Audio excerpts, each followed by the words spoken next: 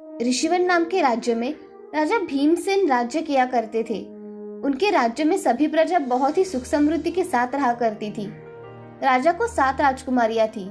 हर एक राजकुमारी दिखने में बड़ी ही खूबसूरत और अलग अलग स्वभाव की थी। राजा अपने राजकुमारियों को बहुत प्यार किया करते थे। राजा अपने राजकुमारियों की हर एक ख्वाहिश पूरी किया करते थे। उन्हें महाराज ने सब काम सिखाए थे। सिलाई कढ़ाई से लेकर तलवारबाजी तक राजकुमारियों को सब सिखाया गया था, मगर राजकुमारियों को कभी भी नृत्य करने की अनुमति नहीं दी गई थी। एक दिन बड़ी राजकुमारी सोफी अपने बहनों से, मुझे लगता है हमें भी बाकी लोगों की तरह नाचना चाहिए। हाँ दीदी, तुम सही कह रही हो, मुझे भी नाचने का बहुत मन है। तो हम सब रात को पिताजी से छुपकर नृत्य का अभ्यास किया करेंगे। इससे हमें नाचना भी आएगा और पिताजी को पता भी नहीं चलेगा। ऐसा कहकर सोफी बाकी के बहनों के साथ वहाँ से चली जाती है। तभी रिया वहाँ पर ठहर कर मन में कुछ सोचती है। सोफी मेरी बहन जो कर रही है वो सही है ना? वैसे वो जो भी करती है वो सही ही होता है, तो मैं इस बारे में इतना ना सोचूं तो ही अच्छा होगा। ऐसा मन में सोचकर रिया भी अपने कक्ष में चली जाती है। अगले दिन से सभी राजकुमारियां अपने अपने काम करने में व्यस्त हो जाती है। तभी महाराज भीमसेन वहां आ जाते हैं। राजकुमारी सोफी, सोनिया, आज तुम सभी को धनुर्विद्या का अभ्यास करने हमारे साथ चलना है। पिताजी, ये तो हमारे लिए बड़ी सौभाग्य की बात है कि हम धनुर्विद्या सीख रहे हैं। मेरी एक भी बेटी शस्त्रकला से वंचित नहीं रहनी चाहिए। उन्हें संकट समय आने पर खुद का तथा प्रजा का रक्षण करना आना चाहिए। जी पिताजी। ऐसा कहकर सोफी अपने बहनों के साथ वहां से चली जाती है और धनुर्विद्या का अभ्यास करने लगती है। कुछ समय बाद शाम हो जाने पर सभी राजकुमारियां अपने अपने कक्ष में चली जाती है और रात के समय सभी राजकुमारियां एक जगह जमा हो जाती है। तभी उन राजकुमारियों में से सोना राजकुमारी, दीदी, हमें वहाँ पिताजी की अनुमति के सिवा जाना उचित होगा? सब ठीक होगा सोना, तुम चिंता मत करो। हाँ, दीदी कह रही है तो सही ही होगा। चलो, हमें नृत्य भी सीखना है। हाँ चलो। ऐसा कहकर सभी राजकुमारियां नृत्य सीखने चली जाती है और सुबह होने से पहले ही वो अपने महल में आ जाया करती थी। एक दिन महाराज उनके कक्ष में जाकर देखते हैं तो राजकुमारियों के जूते बहुत ही फटे हुए होते हैं। ये देख महाराज, राजकुमारियों के जूते तो ज्यादा पुराने भी नहीं हैं और ये तो फट भी गए हैं। ये सब मिलकर मुझसे कुछ छुपा रही है। ऐसा सोचकर महाराज राजकुमारियों के कक्ष से चले जाते हैं। अब महाराज अपना काम कर रहे थे। थोड़ी देर बाद एक सेवक आकर महाराज से, महाराज, राजकुमारियां उड़ गई है, आप चाहे तो उन्हें मिल सकते हैं। उनसे कहिए कि हम आ रहे हैं। जी महाराज। ऐसा कहकर सेवक वहां से चला जाता है और राजकुमारियों के कक्ष में जाकर उनसे, राजकुमारी जी, महाराज आपसे मिलने के लिए आ रहे हैं। इस समय? जी राजकुमारी जी। ठीक है, तुम जाओ। ऐसा कहकर सेवक वहां से चला जाता है। कुछ समय बाद महाराज वहां आ जाते हैं। महाराज राजकुमारियों से, राजकुमारियों, आपके जूते इतने फटे हुए क्यों हैं? मुझे लगता है कि आप सब नृत्य करती है। नहीं पिताजी, ऐसा कुछ नहीं है। आप तो हमेशा देखते हैं कि हम महल में ही रहते हैं और आपके कहे मुताबिक ही काम करते हैं। फिर भी आपके जूते इतने जल्दी फट कैसे गए? पिताजी, ये जूते कितने पुराने हैं, इसलिए ये फट गए। ऐसा कहकर सोफी बात को टाल देती है। ये बात महाराज की नजर से बच नहीं पाती। महाराज मन में, ये सब मुझसे कुछ न कुछ छुपा रही है, मुझे इसका पता लगाना ही पड़ेगा। ऐसा सोचकर महाराज राजकुमारियों के कक्ष से चले जाते हैं और अपने कक्ष में आकर सोचते हैं, मुझे इनका सच जानने के लिए कुछ न कुछ युक्ति लगानी ही पड़ेगी। मैं मेरे बेटियों का सच जो भी नौजवान मेरे सामने लाएगा, उसे इस राज्य का राजकुमार और उसके साथ राजकुमारियों का विवाह करवा दूंगा। ऐसा मन में सोचकर महाराज पूरे राज्य में लोगों को सेवकों द्वारा संदेश भेजते हैं। सिपाही राज्य में जाकर, सुनो सुनो सुनो, हमारे महाराज की 7 राजकुमारियां हैं। उनसे अगर शादी करने इच्छुक कोई नौजवान हो तो उसे कुछ शर्तों और खुद को सिद्ध करना पड़ेगा, तभी वह इस राज्य का राजकुमार बन पाएगा। बाकी की शर्तें महल में आकर बता दी जाएगी। ऐसा कहकर सिपाही वहां से चले जाते हैं। सिपाही जाते ही बहुत से नौजवान महल में राजकुमारी से शादी करने के लिए जमा हो जाते हैं। उन सभी में अलग अलग राज्य के राजकुमार तथा दूसरे राज्य से आए हुए लोग भी आए थे। उन्हें देख महाराज, यह जमे हुए सारे नौजवानों, आप सभी को मेरी राजकुमारियों से शादी करनी है, मगर उसके लिए आपको मेरी राजकुमारी ये कहाँ जाकर हर रोज नृत्य करती है ये खोज निकालना होगा। जो ये खोज निकालेगा वही मेरी राजकुमारियों के साथ शादी कर पाएगा, वरना उसे मृत्यु दंड दिया जाएगा। ऐसा कहकर महाराज महल में चले जाते हैं। तभी महाराज की चुनौती सुनकर आधे नौजवान मृत्यु के भय से वहां से चले जाते हैं। जो भी वहां रुकते हैं वो किसी राज्य के राजकुमार तथा वीर साहसी नौजवान थे। अब वो महाराज के सामने जाकर कहते हैं, महाराज, हमें आपकी शर्त मंजूर है। मुझे ये सुनकर बहुत खुशी हुई कि आपको मेरी शर्त मंजूर है, मगर हाँ, आपको सिर्फ 5 दिन का समय दिया जाएगा। अगर आपने उन 5 दिनों में ये सब कर दिखाया तो आपका विवाह राजकुमारी के साथ संपन्न होगा, और अगर आप चुनौती हार गए तो आपको मृत्यु दंड तथा आजीवन कारावास हो सकता है। हमें मंजूर है महाराज। आप सबकी रहने की व्यवस्था महल में की जाएगी। जी महाराज। ऐसा कहकर महाराज वहां से चले जाते हैं। अब सारे नौजवान राजकुमारियां कहाँ जाती है, क्या करती है, ये सब देखते हैं, मगर उनके हाथ कुछ भी नहीं आता। उन्हें समझ में ही नहीं आता कि राजकुमारियां नृत्य करने कब जाती है। वो सब नौजवान अपनी चुनौती में असफल हो जाते हैं। तभी महाराज उन्हें कारावास की शिक्षा सुनाते हैं और कुछ लोगों को मृत्यु दंड की सजा सुनाते हैं। अब महाराज के सैनिक पूरे राज्य में पर्चे लगा देते हैं कि राजकुमारियों से जो भी नौजवान शादी करना चाहता है उसे राजकुमारियां नृत्य करने कहाँ जाती है ये ढूंढना होगा। अगर किसी ने ढूंढ लिया तो उन्हें इनाम स्वरूप राज्य का राजकुमार तथा राजकुमारी से विवाह करवा दिया जाएगा। वो पर्चे देख सभी नौजवान उत्सुक हो जाते हैं, मगर महाराज की शिक्षा देख कोई भी उनके महल में नहीं जाता। एक दिन एक लड़का विराज जंगल के रास्ते से जा रहा था। तभी उसे एक बूढ़ी औरत भूख से तड़प रही दिखाई देती है। वो उसके पास जाकर, क्या हुआ दादी, आपको कुछ चाहिए क्या? बेटे, मुझे बहुत भूख लगी है और मुझे खाने को कुछ चाहिए। दादी, मेरे पास एक रोटी है, आप ये खा सकती है। ऐसा कहकर विराज बूढ़ी औरत को रोटी देता है।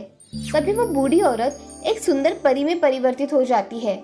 ये देख विराज बहुत चौंक जाता है और उस परी से, आप एक परी है, तो आपने ऐसा क्यों किया? यहाँ से जाने वाले बहुत से लोगों ने मुझे देखकर अनदेखा कर दिया, मगर तुमने मेरी मदद की। बोलो बच्चे, तुम्हें क्या चाहिए? मुझे कुछ नहीं चाहिए परी जी। मैं तुम्हें ये जादुई कंबल देती हूँ। इसे तुमने खुद के बदन पर ओढ़ा तो तुम किसी को नहीं देख पाओगे और तुम तुम्हारे काम में सफल हो सकोगे, और कभी भी मेरी जरूरत पड़े तो मुझे याद कर लेना। ऐसा कहकर परी उसके हाथों में जादुई कंबल रख देती है और अदृश्य हो जाती है। अब विराज वो कंबल अपने पास रख लेता है और जंगल से बाहर राज्य में आ जाता है। उसे वहां लगा पर्चा दिखाई देता है। वो सोचता है कि मैंने आज तक बहुत सी चुनौतियों का सामना किया है, आज ये चुनौती भी लेकर देखता हूँ। ऐसा कहकर विराज वहां से राज्य में चला जाता है। वहां जाकर विराज महाराज से मिलने चला जाता है। तभी, महाराज, मैं आपकी रखी हुई चुनौती स्वीकार करता हूँ, मगर मुझे यहाँ रहने की अनुमति चाहिए। तुम्हें हमारी चुनौती स्वीकार है तो हमें भी तुम्हारी शर्त मंजूर है। ऐसा कहकर विराज अब महल में रहने लगता है। तभी उसकी दोस्ती सबसे छोटी राजकुमारी रिया से हो गई। बाकी की 6 राजकुमारियां थोड़ी घमंडी थी, इसलिए वो विराज से बात करना पसंद नहीं करती थी, मगर रिया को विराज का शांत स्वभाव बहुत ही पसंद आ गया था। विराज सभी राजकुमारियों से, नमस्ते राजकुमारी। सभी राजकुमारियां वहां से चली जाती है। तभी रिया विराज से, नमस्ते। ऐसा कहकर रिया वहां से चली जाती है। विराज के मन में रिया के प्रति प्रेम भाव उत्पन्न होते हैं। ऐसे ही 3 दिन बीत जाते हैं। रिया और विराज में अच्छी दोस्ती हो जाती है। उनकी दोस्ती हो जाने के कारण विराज और रिया रात में बातें करते रहते, मगर रिया विराज को हर रोज रात के समय एक शरबत पिलाती, जिससे विराज जल्दी सो जाता और उसे राजकुमारियों के बारे में पता ही नहीं चलता था। अगले दिन विराज मन में सोचता है, मैं यहाँ राजकुमारियों का सच जानने के लिए आया हूँ, मगर मुझे अब क्या करना होगा? राजकुमारियां तो दिन भर तो कहीं नहीं जाती और नृत्य भी नहीं करती, मगर उनका ये सच मुझे जानना ही होगा। ऐसा सोचकर विराज मन ही मन परी रानी को याद करता है। तभी परी रानी उसके सामने प्रकट हो जाती है। परी रानी विराज से, कहो, तुमने मुझे कैसे याद किया? क्या काम है? परी रानी, मुझे तुम्हारी थोड़ी मदद चाहिए। मुझे राजकुमारियों का सच जानना है, इसलिए मुझे क्या करना होगा आप मुझे बताइए। तुम्हें उनके हाथ का कुछ भी नहीं खाना होगा और उन पर तुम्हें विश्वास नहीं करना होगा। आपका बहुत बहुत धन्यवाद परी रानी। ऐसा कहकर परी रानी गायब हो जाती है।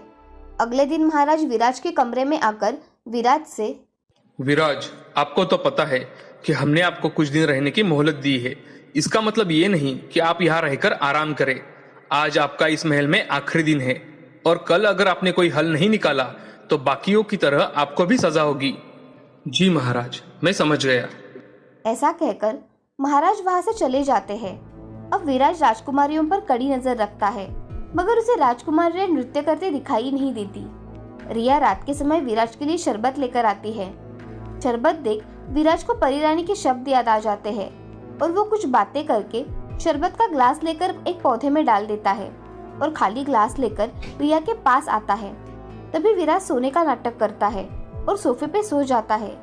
ये देख रिया वहां से चली जाती है। विराज अपने ऊपर जादुई कंबल डालकर खुद को ढक लेता है और वहां से जाने के लिए निकलता है।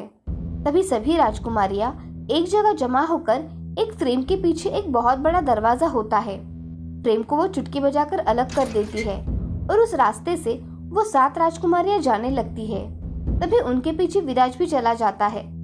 रिया को ऐसे लगता है कि कोई उनका पीछा कर रहा है, मगर वो पीछे मुड़कर देखती है तो पीछे कोई नहीं होता। विराज देखता है कि वहाँ अंदर अलग ही दुनिया होती है, जहाँ रंगी बिरंगी फूल थे और बहुत बड़ा स्टेज था, जहाँ 7 राजकुमारियां खड़ी रहकर डांस कर रही थी। वहाँ संगीत भी शुरू हो जाता है। तभी ये सब देख विराज मंत्रमुग्ध हो जाता है। तभी उसे याद आता है कि उसे वापस भी जाना है। वो जल्दी जल्दी वहाँ से निकल जाता है और अपने कमरे में आकर सो जाता है। तभी राजकुमारियां अपना नृत्य समाप्त करके वापस महल में आ जाती है और कमरे में आकर सो जाती है। तभी रिया को मन में ऐसा लगता है कि क्या सच में विराज सो गए हैं? मैं एक बार देख के आती हूँ। ऐसा कहकर रिया विराज के कमरे में आकर देखती है तो विराज खर्राटे मारकर सो रहा था। तभी रिया का विश्वास हुआ कि उनका पीछा किसी ने नहीं किया। अब रिया भी अपने कमरे में आकर सो जाती है। अगले दिन 7 राजकुमारियां महाराज और विराज दरबार में हाजिर होते हैं। विराज से महाराज, विराज, क्या आपको पता चला कि राजकुमारियां कहाँ जाकर नृत्य करती है? हाँ महाराज, मुझे पता है। आप मेरे साथ आइए, मैं आपको दिखाता हूँ। ऐसा कहकर विराज महाराज को राजकुमारियों के कमरे में लेकर उस नगर में लेकर चला जाता है। ये देख राजकुमारियां बहुत डर जाती है और चुपचाप वहाँ एक जगह खड़ी रहती है। महाराज विराज के साथ जाकर वहाँ देखते हैं तो वो जगह देखकर उन्हें उनकी महारानी की याद आ जाती है। उनकी महारानी भी वहाँ नृत्य किया करती थी, मगर महारानी एक दिन पर्वत पर नृत्य का अभ्यास कर रही थी। तभी उनका पैर फिसल जाने की वजह से उनकी खाई में गिरकर मौत हो गई थी। इसी वजह से महाराज राजकुमारियों को नृत्य नहीं करने देते थे। मगर राजकुमारियों को ये जगह कैसे पता चली, ये देखने के लिए महाराज राजकुमारियों के पास आते हैं। तभी महाराज, राजकुमारियों, तुम्हें वहां जाने का रास्ता किसने दिखाया? क्योंकि वो रास्ता तो सिर्फ मेरे और महारानी के सिवा किसी को नहीं पता। पिताजी, ये रास्ता हमें माँ ने ही बताया था, मगर आपने नृत्य करने से मना कर दिया था, इसीलिए हम यहाँ हर रोज रात को आकर नृत्य का अभ्यास किया करते थे। महाराज को अपनी गलती का एहसास हुआ और उन्होंने अपनी बेटियों से क्षमा मांगकर विराज को राजकुमारियों के साथ शादी करने का प्रस्ताव रखा। तभी विराज महाराज से, महाराज, मैं सिर्फ रिया को पसंद करता हूँ, इसलिए मैं रिया से शादी करना चाहता हूँ। उसकी ये इच्छा देख महाराज रिया से विराज की शादी करवा देते हैं। तभी राज्य में खुशहाली छा जाती है। महाराज विराज को राज्य का राजकुमार घोषित करते हैं और उसके हाथ में राज्य की भागदौड़ दे देते हैं। इस कहानी से हमें ये सीख मिलती है कि हम हमारे अच्छे स्वभाव से हर किसी का मन जीत सकते हैं। हमेशा जिंदगी में प्रयत्न करते रहना चाहिए। कठिन परिस्थिति का अपने सूझबूझ से सामना करना चाहिए। शिवपुर नाम के गांव में 2 किसान रहते थे। वो एक दूसरे के बहुत अच्छे दोस्त थे। वो दोनों बहुत अमीर थे। उनके पास 3-3 खेत थे। उनके पास कई गाय और भैंसें भी थी। वे उस गांव के सबसे अमीर किसान थे। वो इतने अमीर होने के बावजूद भी खुश नहीं थे। उन्हें इससे भी बहुत अमीर बनना था। उस गांव में इन 2 किसानों के अलावा एक और किसान था जो बहुत गरीब था। उसका एक छोटा सा खेत और एक गाय थी जिसे वो बहुत प्यार करता था। गरीब होने के बावजूद भी वो बहुत खुश रहता था। वो अपना जीवन शांति से जीता था। वो सोने के वक्त भगवान को याद करता और उसके पास जो कुछ भी है उसके लिए भगवान को धन्यवाद कहता। वो दो अमीर किसान उस गरीब किसान को हमेशा खुश देखते थे। उसे इतना खुश देखकर वो इस सोच में पड़ जाते थे कि अरे भाई, ये ठहरा है गरीब किसान फिर भी इतना खुश कैसे रहता है? उसके पास ज़्यादा धन भी नहीं है और उसके पास हमारी तरह खेत या गाय भैंसे भी नहीं है, तब भी वह इतना खुश कैसे रह सकता है? वो दोनों जब भी उससे मिलते तब उसका मजाक उड़ाते, उसकी गरीबी का मजाक उड़ाते और उसे अपने धनवान होने का दिखावा करते।